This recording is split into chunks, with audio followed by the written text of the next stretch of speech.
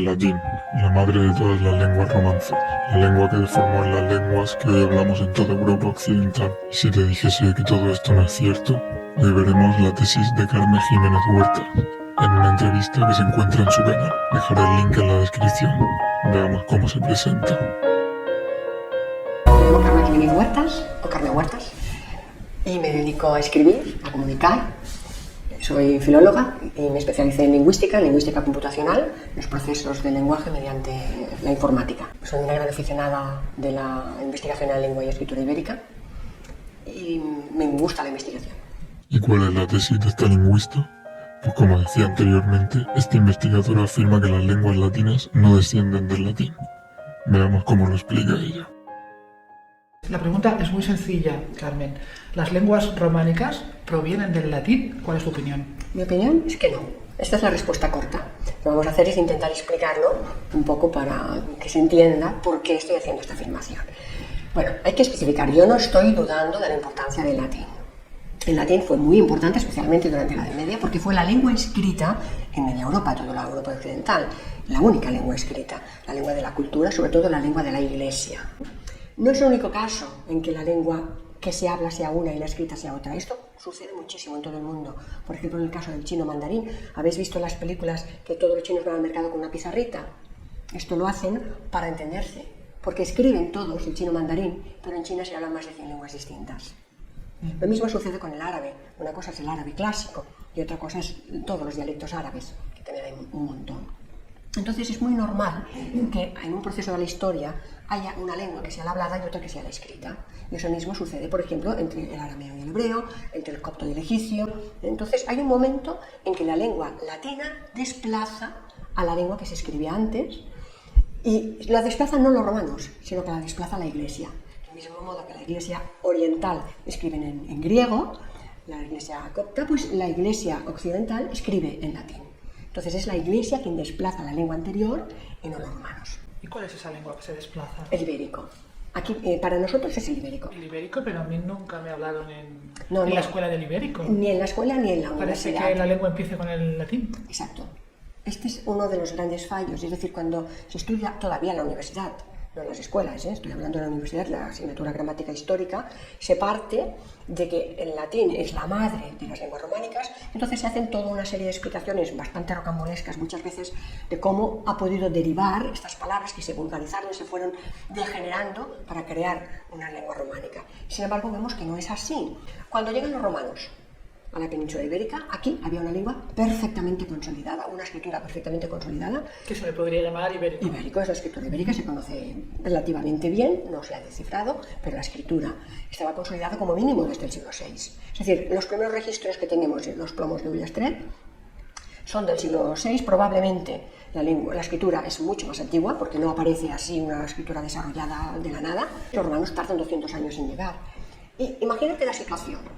Llegan aquí primero los fenicios con un alfabeto, llegan los griegos con un alfabeto, llegan los romanos con un alfabeto, y sin embargo la población autóctona sigue utilizando el ibérico. El ibérico es una escritura semisilábica, estructuralmente es mucho más antigua que un alfabeto. Un alfabeto utiliza una serie de signos para cada una de lo que conocemos por letras, para cada uno de los sonidos de la lengua, y sin embargo la escritura ibérica, que es semisilábica, utiliza un signo para una sílaba.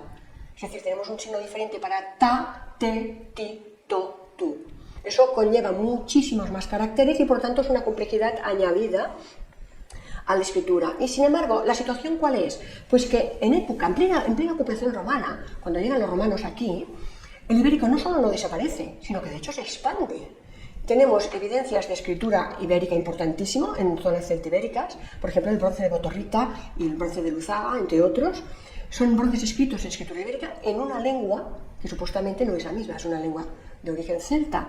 Y eso conlleva dificultades porque no se adapta bien a su fonética. Entonces la pregunta es, ¿por qué se expande la escritura ibérica en plena ocupación romana? Primero, porque es la escritura que se conoce, es la que hay aquí. Y eso quiere decir que la gente la sabe leer. Y eso significa que es la escritura de prestigio, es la aceptada, la que utiliza todo el mundo. Pero además significa que esta lengua se habla, porque nadie va a empezar a utilizar en zonas celtibéricas una escritura que ya no se está utilizando una lengua muerta. Esto no tiene ningún sentido. Por lo tanto, tenemos que en toda la ocupación romana, el ibérico no solo no desaparece, sino que se expande y continúa hasta el siglo I después de Cristo. Es por esto que podemos afirmar que el latín sustituirá una escritura, no una lengua. No lo he entendido. Dices que el latín sustituyó a la lengua que aquí Escritura. A la escritura que había aquí en ese momento, y a la lengua hablada no. No. Ahí está el gran fallo. Es decir, se tiende a asimilar la escritura con la lengua y no es así. Hombre, a ver, normalmente uno habla en la lengua en la que escribe. No, no siempre. ¿No? Fíjate, ahora mismo en África, muchísimas lenguas, por no decir la mayoría de las lenguas indígenas africanas, no tienen escritura y han adoptado directamente el alfabeto latino, o incluso escriben solamente en inglés o en francés, en la lengua de los colonizadores. Y esto pasa también en América. El quechua, todas las lenguas originarias de América no han tenido escrito como lengua de cultura, se ha pasado directamente a escribir en español, en castellano. ¿Y qué hablaban los romanos que vinieron? Los romanos no hablaban latín. Los ejércitos de romanos que llegaron a conquistar a la península estaban formados por mercenarios. Y los mercenarios hablaban cada uno su lengua. De hecho, los ibéricos fueron muchas veces parte de estos ejércitos. Y los ibéricos no hablaban latín, hablaban cada uno su lengua. Entonces, piensa que el latín solo se hablaba en el Lacio, es una zona muy pequeñita de Italia. Y además lo sabemos, porque Naevius, en el año 200 antes de nuestra era, en la lápida de su sepultura, ya lo pone: Obliti sunt Romanae, liquor lingua latina.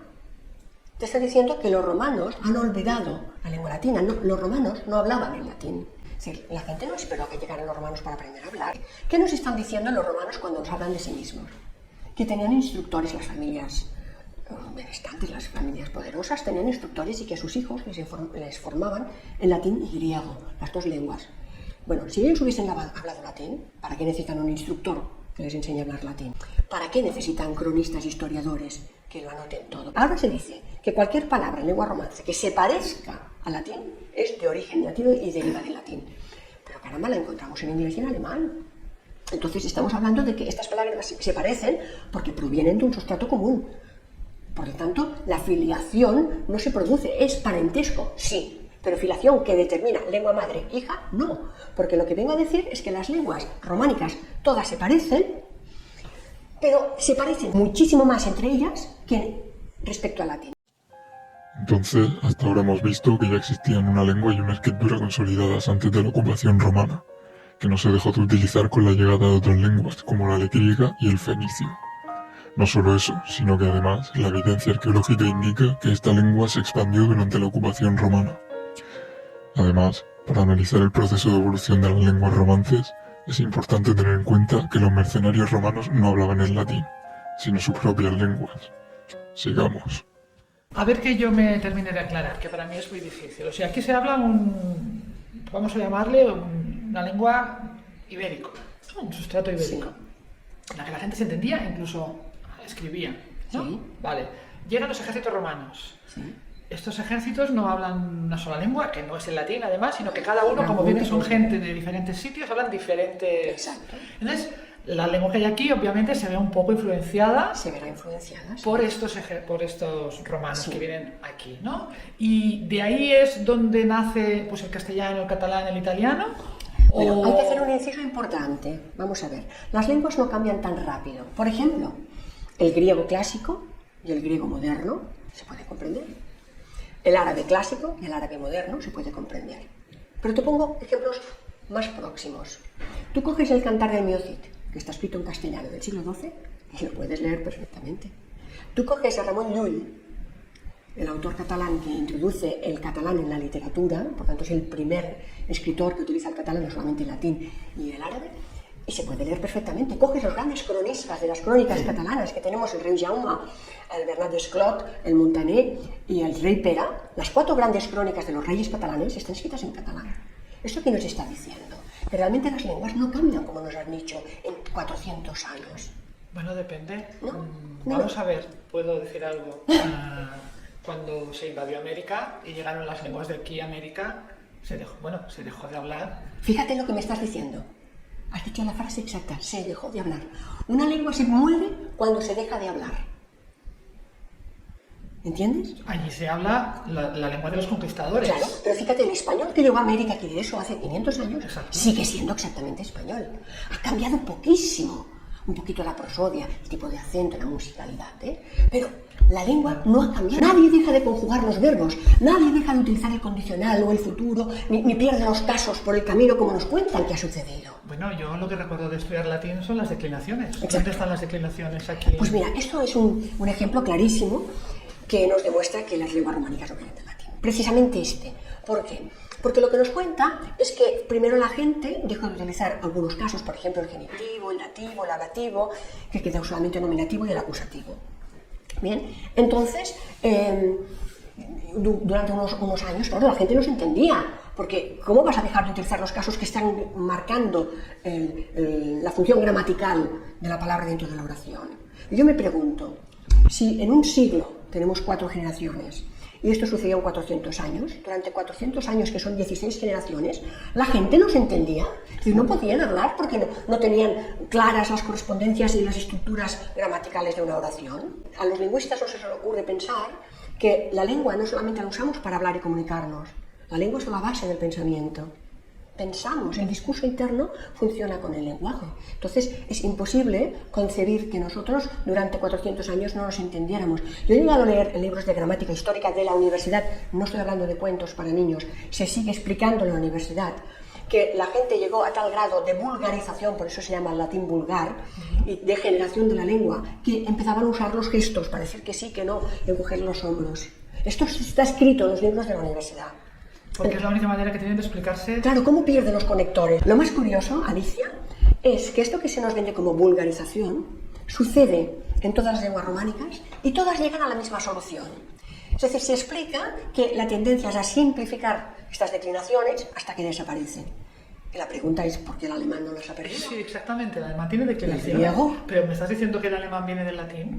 Fíjate una cosa muy curiosa, el latín está justo entre el alemán y nuestras lenguas románicas.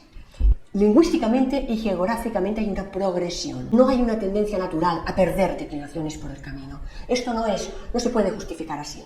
Y menos que todas las lenguas románicas hayan llegado a la misma solución por vías distintas sin tener contacto. Porque el rumano y el gallego, que no hay contacto alguno, han llegado a idénticas soluciones. Vemos como el relato oficial del latín como precursor de todas las lenguas románicas se torna bastante forzoso. Para justificar cambios tan drásticos hay que asumir comportamientos en el lenguaje casi artificiales y demasiado complicados para que ocurran de forma orgánica. Sin embargo, si no olvidamos que los territorios conquistados por los romanos probablemente ya tenían sus propias lenguas consolidadas, la similitud entre las lenguas romances podría describir un intercambio cultural mucho más orgánico, cuando estos mercenarios romanos se asentaban en nuevos territorios, hablando en lenguas distintas. Incluso un intercambio previo a la ocupación romana, describiendo así un proceso mucho más lento y progresivo. Seguimos ahora con ejemplos concretos. Cuando llegamos a la sintaxis es que se nos desmonta completamente la hipótesis de que las lenguas románicas vienen del latín porque no se sostiene, es decir, que la sintaxis no se parece en nada. Vamos a ver ejemplos muy concretos. Por ejemplo, la fonética. Fíjate, las leyes de la fonética son tan precisas y funcionan con tantísima perfección que la adquisición del lenguaje de una lengua, se cierra a los 3 años, nos va a marcar para siempre la adquisición de las segundas y terceras y cuartas lenguas que hablemos. ¿Qué quiere decir? Que el modo articulatorio, como dice Noam Chomsky, todos los humanos nacemos preparados para hablar. Entonces esto, que es tan espontáneo y tan rápido en los primeros meses de vida, después nos cuesta años aprender el inglés y nos volvemos locos para hablarlo. Cerramos este repertorio aparentemente muy amplio de articulación o de posibles combinaciones, lo cerramos a una edad muy temprana. Es decir, nadie espera ir al mercado para aprender a hablar. Aprendemos a hablar en los brazos de nuestra madre. Entonces, el inventario fonético de las lenguas románicas y del latín no tiene nada que ver. Empezamos con las consonantes. El latín solamente tiene 14 consonantes. El castellano tiene 19, el catalán 23. ¿De dónde aparecen todas estas articulaciones nuevas? Bueno, pues la gramática histórica explica que van apareciendo sucesivamente. Primero llega el proceso que se llama de ensordecimiento de las oclusivas en posición final, después llega la fricación. Bueno, hay una serie de procesos fonéticos muy bien estudiados. Yo me pregunto, ¿y cómo de golpe en el siglo VII empezamos todos a hablar de esta manera? No tiene mucho sentido. Bueno, mi profesor me decía que el 75% del cambio se produce por influencia de la iot. La iot es la I. Bueno, pues sí. No, la I. La I latina. Le llamamos el sonido I. I. Vale. Bueno, si estudiamos el ibérico vemos clarísimamente que de todas las vocales, la que tiene mayor presencia es precisamente la I. Es la más estable, además. Bueno, entonces toda esta influencia externa que se viene a justificar por un proceso de evolución a lo largo de 400 años, resulta que no hay que irlo a buscar ni fuera ni lejos. Lo tenemos aquí. Es la vocal más presente. Entonces, todos estos procesos de palatización que se justifican o se intentan justificar a partir de la influencia de la posible iot celta, es que todo esto no hace falta para nada. Y si cogemos el inventario vocálico, es todavía más escandaloso. Las 5 vocales del castellano son idénticas a las del euskera. ¿Es que el castellano y el euskera se parecen, me estás diciendo? Sí, exactamente, estoy diciendo esto. Es decir, lo que se nos cuenta en gramática histórica es que el trazo de longitud, es decir, las vocales largas y cortas del latín, van evolucionando, entonces pasa el grado de longitud, se convierte en apertura, se crean los diftongo, pues todo esto lo puedes borrar y olvidarlo, porque las mismas vocales, las 5 A, E, I, O, U del castellano, son las del euskera. ¿Entiendes? Entonces, todo esto, cuando estudias gramática histórica, se ignora. Para mí, la característica que hace que sea imposible que las lenguas románicas deriven del latín es el cambio en la estructura de la sílaba. La estructura del latín es siempre de sílaba abierta. Tiene la tendencia de hacer consonante con vocal. Las lenguas románicas no. Tenemos una tendencia enorme, y todas, otra vez coincidimos en la solución a la que se ha llegado, desde el rumano hasta el gallego, a tener sílaba trabada, es decir, que acaba en consonante. Cuando escuchas hablar una lengua, vas a un sitio turístico o te metes en el metro de Barcelona y oyes hablar alemán. Y aunque no hables alemán, estás reconociendo perfectamente que es alemán. Reconocerás el ruso, el francés, el italiano, y aunque no entiendas, captas inmediatamente la prosodia, es decir, la música, el ritmo. Sí. Bien. El latín es una lengua que trabaja por un ritmo binario muy pautado. Fíjate que la poesía latina no tiene rima final como la nuestra, sino que está trabajando por ritmo, ¿eh? Así como el griego tiene mucha palabra esdrújula, el latín no tiene palabras agudas, nunca. Por esto no puede terminar los versos en rima sonante. ¿Qué hace? Cuenta el número de sílabas por un ritmo muy pautado de siempre palabras llanas. Es el ritmo de la lengua. Entonces tiene una música que no tiene nada que ver con la nuestra, con la que es genuinamente de aquí. Entonces esto se produce a un nivel tan inconsciente. ¿Habría alguna lengua en estos momentos que tuviera esta prosodia? Como he dicho antes, se parece mucho más al alemán. ¿Al alemán? Sí, y otra vez está en este punto. Pero el alemán es una lengua muy dura. Sí. Pueden decirlo de alguna manera, desde nuestro punto de vista. El latín también, si lo oyéramos, sería una lengua más, dura. por ejemplo, que el catalán. ¿El griego tiene nuestra prosodia? Sí, se parece muchísimo más. Es decir, oyes hablar el griego. A ver si vas a acabar diciendo que las lenguas románicas vienen del griego. No estoy diciendo que vengan del griego, pero sí estoy diciendo que tienen puntos de parentesco importantes. ¿Cómo es? Tan discutibles que una palabra venga del latín como que venga del griego. ¿Por qué? Porque durante la Edad Media el proceso de creación de palabras, bien sea por derivación o composición, especialmente por composición, se utiliza el griego, que es riquísimo. Nosotros estamos hablando de ojos y en cambio hablamos al oculista. Estas son palabras que se han formado, son los que conocemos por neologismo, la mayoría a partir del latín y el griego, y evidentemente la influencia es aplastante, porque todo este vocabulario nuevo lo hemos creado con estos métodos, ¿entiendes? Pero sí tengo que reconocer que la prosodia, es decir, si escuchas el griego, no les entiendes, pero piensas, están hablando, te preguntas, ¿están hablando en castellano? Porque la música es muy parecida. Y lógicamente tenemos un ancestro común. Es decir, las hermanas se parecen, ¿de acuerdo? La lengua románica se parecen. Lo que no se parece es la madre. Como para justificar que venimos del latín. Tendríamos que parecernos al latín. Acabando para acabar, un ejemplo concreto que me has pedido. ¿Por qué hablo de que la coda, es decir, la sílaba, la estructura silábica es distinta? Esta coda silábica trabada o libre. Te pongo un ejemplo muy claro. Cuando se hace etimología, a veces se hace mal, precisamente por no tener en cuenta esto. Por ejemplo, si tú buscas en el diccionario etimológico de dónde viene la palabra esclavo, te dicen, literalmente, que viene de eslavo, porque los romanos hicieron muchos esclavos eslavos. Entonces, pienso, Dios mío, la esclavitud creo que es anterior a la romanización. Pero, ¿cómo se llama esclavo en alemán? es clave. Fíjate que eslavo y esclavo hay una letra de diferencia que es una C que desaparece. Entonces, al hacer la etimología nos dicen muy en serio que esta C desaparece porque viene de eslavo, ¿vale? ¿Tú crees que un alemán añadirá una C para que se parezca en castellano? Vamos, no tiene sentido. Es decir, que una palabra que ha evolucionado en un lugar tan lejos geográficamente y lingüísticamente lleguen a la misma solución. Pero además un alemán jamás llamará esclavo a un eslavo. Es decir, que la etimología a veces llega, con todo respeto, al punto del ridículo. Lo mismo pasa con la toponimia. Tenemos Corominas, es el gran lingüista en catalán que ha hecho una enciclopedia alucinante de todo lo que es la etimología de los pueblos catalanes. Sin embargo, tiene deslices. Por ejemplo, l'Esquevallirana viene de valeriana. Yo digo, madre mía, que tomaban valeriana todos la gente del valle. Sin embargo, si miras, Irana significa en ibérico valle, la Val d'Aran. Val d'Irana es la Val Arana, es valle. Fíjate por qué te pongo el ejemplo de esclavo para hablar de la coda silábica. Porque si me dices, vale, si no viene de eslavo, ¿de dónde viene? Pues si fragmentamos correctamente el sonido y en vez de hacer una sílaba abierta la hacemos trabada, tendremos ex-labor. Ex-labor, ¿qué es ex? El ex-marido, el ex-ministro, el que ya no es ministro, el que ha salido del ministerio, o el ex-marido ya no es marido, ¿de acuerdo? Ex-labor, labor que es el trabajo, pero el labor es el trabajo digno, el que hace la gente importante. Entonces el ex-labor es el que está fuera de este trabajo, es el que hace todos los trabajos desagradables, el que hace el trabajo que nadie quiere hacer. Esta es la etimología correcta de esclavo, pero para eso tenemos que fragmentar correctamente la sílaba. Quiero hablar del léxico y te quiero poner un ejemplo. Vuelvo, si las lenguas hijas se tienen que parecer a la madre, la cosa que mejor hicieron los romanos fue guerrear. Aquí nos tuvieron 300 años masacrando a la población con las guerras púnicas.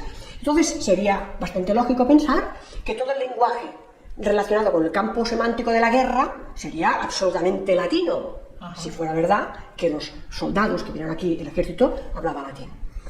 He traído aquí un libro de Ives Cortés, que también dice lo mismo que yo. Entonces este señor hace estos análisis de los campos semánticos y vamos a ver qué pasa con todo el campo semántico de la guerra.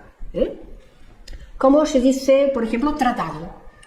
En francés traté, en italiano tratato, en español tratado, en rumano tratat, en latín fuendus. ¿Cómo se dice guerra? Guerre en francés, en italiano guerra, en español guerra, en latín bellum. ¿Cómo se dice? Desastre. En francés desastre, en italiano desastro, en español desastre, en rumano desastro, en latín claves. ¿Cómo se llama la lucha? En castellano, en francés luta, en castellano lucha, en italiano lotta, en rumano lucta, en latín pugna. Bueno, lo que está claro es que todas las lenguas románicas coinciden, provienen de algún sitio, claro, que no debe ser el latín, pero está claro que vienen de un mismo origen. Todas, fíjate, comparten, son hermanas, por eso yo digo, son hermanas. Pero tenemos la madre equivocada. Una hermana más, una prima. Latín, ¿el latín lo prima? Una prima. Una prima que nos hace. Igual que el alemán y el inglés, porque gran parte del vocabulario inglés y alemán son iguales que los de las lenguas románicas. Pasamos a la morfología rápidamente, para no aburriros, deciros que el latín no tiene artículo. Todas las lenguas románicas lo han desarrollado. Si fuera el único caso, te diría que vale. Pero entramos en los pronombres. Las lenguas románicas, y también todas, coinciden en que los pronombres se utilizan con preposición. En latín no. Tenemos también unos pronombres muy interesantes, en castellano no existe, pero sí en catalán y en francés, que son el i y el en, yo hi vaig, yo en vinc, je vais, je en viens, que no existen tampoco en latín. También los encontramos en griego, por cierto. Ni en castellano. No, en castellano en este caso no están. Piensa que el castellano también tiene una influencia enorme del árabe. Del árabe. Aquí estuvieron 800 siglos. Y a pesar de todo no hablamos árabe. Y también tengo que decir que los mozárabes, que nadie sabe muy bien lo que es, porque se habla de los mozárabes para justificar todo este periodo del que no sabemos nada, hasta que no se puede hablar propiamente de lenguas románicas, desde que dejamos de hablar del ibérico se habla de mozárabes. Coges el mozárabe y lo puedes leer perfectamente. El mozárabe es lengua románica. ¿Ah, sí? Sí, se entiende muy bien.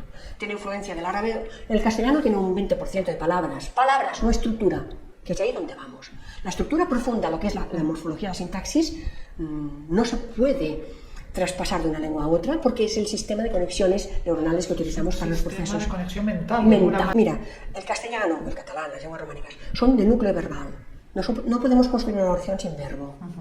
Y la información está en el verbo. Sí. El inglés, ¿no? El inglés es una lengua de núcleo por satélite.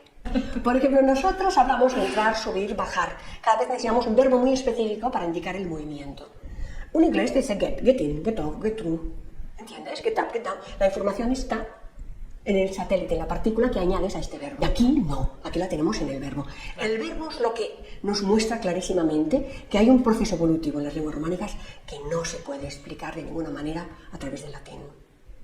Mira, el latín utiliza forma analógica, quiere decir, hay un lexema con unos sufijos, y así te forman la pasiva y te forman todos los tiempos verbales. Las lenguas románicas tienen una tendencia enorme para las perífrasis, quiere decir tiempos compuestos. En latín no existen. ¿Bien? La lengua latina utiliza enormemente la voz pasiva. Nosotros no. Nosotros no, pero el inglés sí. Es decir, las oraciones de infinitivo, que es el hueso de los estudiantes de latín, y la voz pasiva del latín se parecen 1000 veces más al inglés que a las lenguas románicas. En inglés, tú dices, you want me to help you. Estás utilizando un acusativo con un infinitivo. Esto es la oración de infinitivo latina. En castellano no hablamos de eso. Es decir, el foco, el zoom que hace la mente del latín siempre va hacia atrás y nosotros empezamos al revés. Tenemos que tener primero una visión de conjunto para ir centrando. Eso que te está hablando de que todas las conexiones mentales, es decir, esta lengua que utilizamos para pensar, tiene una estructura distinta, ni mejor ni peor, distinta. Venga, el verbo. Cosas que no existen en latín. El condicional no existe en latín. Tampoco existe en inglés. Pero todas las lenguas románicas tenemos condicional. Para hacer condicionales en inglés tienes que usar los modal verbs, eso es tan complicadísimo, que es el could, would, should, todo esto, que entra en el matiz sutil que hace precisamente que nunca sabes lo que piensa en inglés, porque te dice, si mañana no llueve, haremos barbacoa, y tú te presentas porque hace sol, y como ha utilizado un might, pues resulta que aquello que no quería decir que iba a haber barbacoa de verdad. Entonces nosotros decimos, mañana haremos barbacoa, y todo el mundo se lo cree, porque estamos utilizando un verbo preciso para esto. La formación del futuro, nosotros formamos el futuro a partir del infinitivo. En latín no, se forma con un sufijo, el vir para la primera persona vo, pero otra vez coincidimos con todas las lenguas románicas. Podría ser una deformación que hemos hecho aquí, porque la explicación que se da es que se forma a partir del infinitivo más.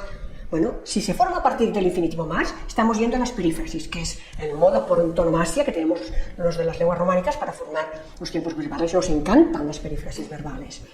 Esto es propio de las lenguas románicas, no precisamente del latín. Más los nombres, la formación del plural. El latín forma, cada declinación forma el plural de una manera diferente. Las lenguas románicas no. Tenemos claramente una formación de plural en las lenguas occidentales, por ejemplo el castellano, el portugués, el catalán, y el francés el plural en ese. Que qué casualidad es como lo forman los ingleses. Sin embargo, las lenguas orientales, como son el rumano y el italiano, los forman con i o con e. Eso tampoco se parece al latín. Un poquito se parece el italiano más al latín en este aspecto por proximidad, pero es otro trazo diferencial. Las lenguas románicas no tienen género neutro, pero otra vez lo encontramos en alemán. Es decir, el alemán, por proximidad lingüística y geográfica, se parece más al latín que las lenguas románicas. Tienen todas las declinaciones, tienen el género neutro. No lo tenemos en ninguna de las lenguas románicas, solamente nos queda un pronombre neutro. Nosotros tenemos otras tendencias, pero es otra vez la casualidad de que todas las lenguas románicas se parecen. Cuando llegamos a los adverbios, la cosa ya cada vez cuesta más de explicar. Piensa que en latín, es decir, lo que nos dice en gramática histórica, cuando estudiamos esta evolución, porque claro, se da por supuesta que las lenguas románicas proceden del latín, lo que no se puede explicar es que no haya ni uno de los conectores latinos en las lenguas románicas. De hecho, si hablamos de las tres categorías que no tienen flexión, es decir, estamos hablando, hasta ahora de morfología hemos hablado de artículos, de sustantivos, hemos hablado de verbos, pero ahora llegamos a las categorías fijas, que son adverbios, preposiciones y conjunciones. En una lengua podemos crear nombres nuevos. Por ejemplo, sale un personaje que se llama Jordi Pujol y podemos crear el pujolismo.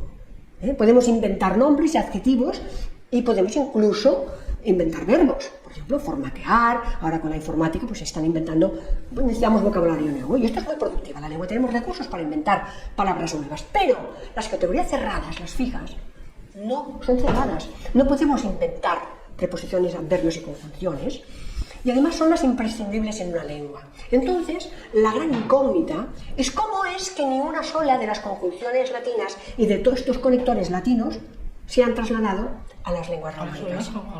Mira, las únicas que se mantienen son et, que es i, nec, que es ni, aut, que es o, si, que es el condicional sí, y el quid, que pasa que. Son las únicas coincidentes, pero todo el resto, nosotros tenemos una clara tendencia a la locución, otra vez, a pesar de, por supuesto, sin embargo, todas estas conjunciones que relacionan la frase principal con la subordinada, en latín no existen.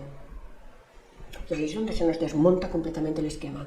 Y ya te he dicho que yo muy seriamente he leído en libros de gramática e historia que dicen esto, que claro, como se degeneró tantísimo la lengua, se gesticulaba.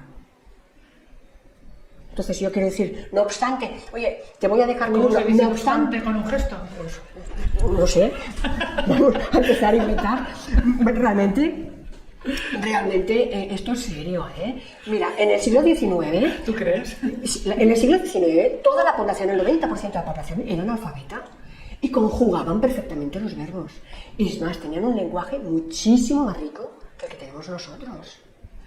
La gramática no la inventa, es decir, no son los gramáticos los que inventan la lengua. La lengua per se es perfecta. Existe antes que los gramáticos. Y lo único que hacen los gramáticos es plasmarla, intentar explicar estos procesos. Pero te vas a cualquier país más recóndito en la selva del Amazonas y utilizan perfectamente la lengua, la gente no está gesticulando. Entonces, muy evidente. Carmen, ¿de dónde vienen las lenguas románicas?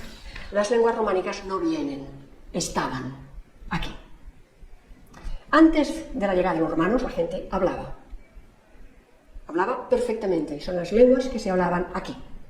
Por lo tanto, no vinieron de ningún sitio. Son lenguas emparentadas que además forman abanico, como siempre. Es decir, fíjate que el catalán está entre el francés y el castellano, el aragonés está entre el catalán y el castellano. Que ha sido evidentemente influenciada por multitud de otras lenguas, claro, pero que ha mantenido su esencia.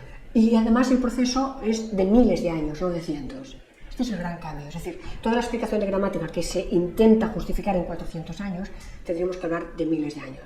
Porque el español de América sigue siendo español, igual que el griego clásico del actual, el árabe clásico del actual. Entonces estos procesos tienen que abrirse años, miles de años, no cerrarse en este proceso casi ortopédico para justificar estos cambios. Tenemos que replantearnos, sobre todo, este proceso cómo ha sido, esta influencia de incorporación del lenguaje, la creación de todo neologismo, todo esto sí, está muy bien explicado, pero el origen no se puede supeditar una lengua madre y unas lenguas hijas, sino que tenemos que hacer un patrimonio de distinto que pasa obligatoriamente por el ibérico. Es la que nos ha dejado registro escrito, porque indudablemente había otras, el euskera, que probablemente están emparentadas, había otras lenguas, había el lusitano, el celtibérico, había otras, pero la que nos ha dejado el texto escrito y en abundancia, en todos los contextos, en toda clase de soportes, en plomo, pero también lo hemos encontrado en cerámica, en cobre, es decir, estaba en todos los contextos del entorno social, porque la gente no solamente la utilizaba, no era algo exclusivo de una casta de escribas, sino que si una mujer tiene unos signos de escritura ibérica en las fusayolas en su telar, en los pesos de su telar, es porque está la escritura absolutamente integrada en la sociedad. Entonces yo pienso que la clave en estos momentos está en descifrar la escritura ibérica y nos va a aportar una información que nos cambiará completamente el paradigma. No quería yo que pareciera que estoy vilipediando al latín. No es nada contra el latín. A favor de nuestras lenguas propias, que las hemos tenido ignoradas, especialmente desde el entorno académico, muchos años. Vemos que hay evidencia y argumentos para, como mínimo, plantearse la posibilidad de que la tesis de Kermés sea correcta. Os dejo un fragmento de vídeo donde habla sobre el género gramatical, tan controversial estos días. Claro, fíjate, nos venden la película del género gramatical, de los casos gramaticales que hemos ido perdiendo, de las conjugaciones de los verbos, y me doy cuenta que todo esto no existe. De hecho, no existe la conjugación de los verbos, no existe el género gramatical, no es verdad. Sencillamente hay palabras que terminan de una manera o de otra. Y esta terminación, en o o en a, nos está indicando categorías gramaticales, no género. El género, con idea de sexo, es un invento del siglo XX. o XXI. No existe el género gramatical. De hecho, ni en inglés, ni en euskera, En las palabras ni en no chino. existe el género. No, el género no existe. Entonces, ¿qué pasa? Que había palabras que terminaban con un determinado sonido. Y esta A, por ejemplo, la A que vinculamos al femenino, no tiene nada de género. Sencillamente es un generalizador. Por ejemplo, todas las palabras que acaban en A son categorías más grandes. Ejemplos. Por ejemplo, cubo, cuba. Es más grande una cuba que un cubo. Huerto, huerta. Leño es un leño. Leña es el genérico. Los matemáticos son los hombres y las mujeres que estudian matemáticas, que es la ciencia.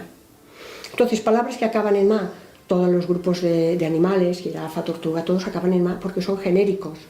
Todas las categorías de plantas, todas las categorías de oficios acaban en a. Entonces, la terminación indicaba tipología gramatical, nada de género. Esto de la tontuna de separar masculinos y femeninos se le ocurrió a Protágoras.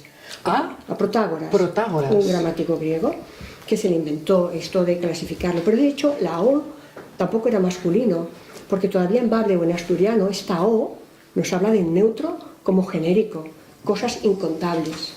Por tanto, ahora fíjate cómo se manipula la lengua. Es lo que estamos haciendo ahora. Salen los políticos hablando ciudadanos, ciudadanas. ¿No? El plural siempre ha sido inclusivo.